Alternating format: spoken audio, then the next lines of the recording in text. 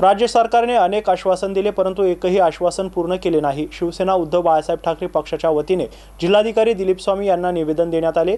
यावेळी अनेक विषयावर चर्चा झाली आहे। शेकडोंच्या संख्येने शिवसेनेचे कार्यकर्ते यावेळी उपस्थित होते। माध्यमांना माहिती देताना विरोधी पक्षनेते अंबादास दानवे काय म्हणाले बघूयात। शिवसेनेच्या वतीने संपूर्ण मराठवाड्यात आजपासून एक जन आंदोलन शेतकऱ्यांच्या विषयाला घेऊन सुरू करण्यात आलेला आहे।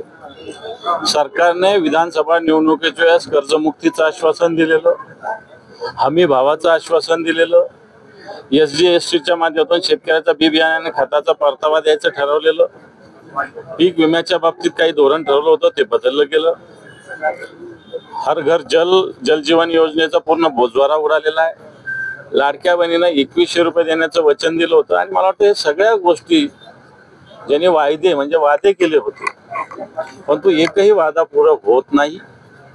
कर्जमुक्ती तर एकीकडे राज्याचे उपमुख्यमंत्री आम्ही हे बोललेलोच नाही, दुसरे पक्ष बोलायला तयार नाही। लाडक्या बहिणींच्या संख्या कमी करत गेलेले, पीक विमा जवळपास बंद केल्याचा माय वर्षातून एकदा तोही कापणी प्रयोगावर आधारित कोणतंही नुकसान झालं, नैसर्गिक आपत्ती आली तर पीक विमा मिळणार नाही। हमी भाव परवाच्या दिवशी जाहीर झाला, तो सोयाबीनचा जे 6000 रुपयाचं आश्वासन देशाच्या पंतप्रधानांनी दिलेला असताना आता 5300 काहीतरी हमी भाव दिला जातो।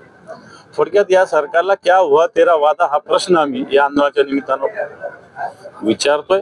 कारण या सरकारने नुसते वादे तर केले, पण ते सगळे खोटे वादे केलेले आहेत। आणि म्हणून शिवसेना शेतकऱ्यांच्या हितासाठी रस्त्यावर उतरली। कशा पद्धतीने संपूर्ण राज्यामध्ये ह्याला आपण पुढे नेणार आहात? आताच्या घडीला मराठवाडा व्यापी निश्चित राज्यात जाईल, परंतु आज आम्ही पार गाव पातळीपासून तलाठी ग्रामस विकास अधिकाऱ्यापासून तर कलेक्टर विभागीय आयुक्तापर्यंत सगळ्यांना भेटतात आमचे शिवसैनिक, एक निवेदन देतात। कारण सुरुवात आहे, उद्या आम्ही सत्ताधारी पक्षाचे जेवढे आमदार खासदार मंत्री असेल यांच्या घरी वाजत गाजत जाणार आहोत आणि हे निवेदन देणार आहोत। नंतर आम्ही गाव पातळीवर जनजागृती प्रत्येक तालुक्यामध्ये जवळपास एक 25 गाव बैठका, सभा नाही गाव बैठका ठेवलेल्या आहे। आणि मराठवाड्यामध्ये 72 तालुक्यात 25 जर बैठका झाल्या तर मला असं वाटतं जवळपास 1800-1900 सभा संपूर्ण मराठवाड्यात होतील।